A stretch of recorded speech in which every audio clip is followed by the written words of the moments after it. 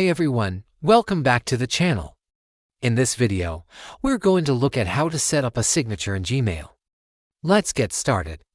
To begin, I'm going to open up my Gmail account here.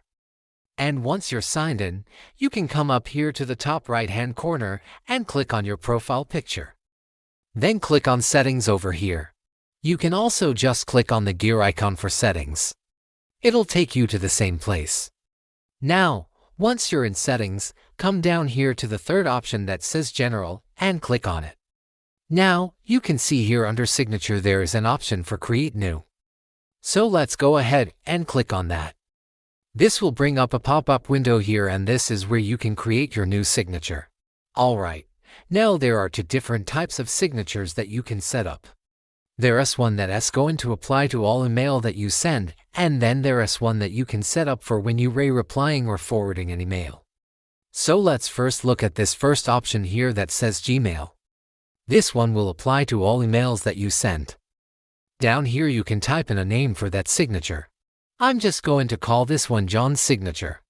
And then in this box here you can enter in your signature. So let's say for example I want to put in something like this. Maybe I want to put in some text here like best regards, and then maybe put in my name here. And if I want, I can even bold that text or make it larger. So let's go ahead and do that. There we go. That looks good. Now, down here at the bottom, there are some more options that you can customize. You have the option for an image. So if you want to insert an image into your signature, you can do that here. Just click on the Insert Image button, and then you'll need to select an image from your computer. Another thing you can do here is you can insert a logo for your business or organization. And you can either insert that by just dragging and dropping a file in here, or you can click on the Choose File button and navigate to where that logo is stored on your computer and then select that. Over here on the right-hand side, you can also customize some more settings for that signature.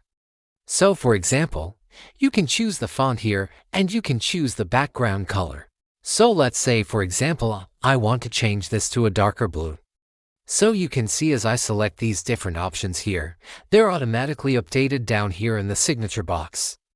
So you can preview what that's going to look like. And then when you're done, you can click on Save Changes. Alright, so now that we've created a signature that applies to all emails, let's create one now for when we're replying or forwarding an email. And to do that, let's come up here to this second option that says Reply and Forward. Click on that. And again, we can give this a name. I'm just going to call this one Reply Signature. And then in this box here, let's go ahead and type in our signature. Maybe this one's going to be a little bit shorter. Let's just do thanks, and then maybe just my first name here. And again, you can customize the font and the colors here if you would like to.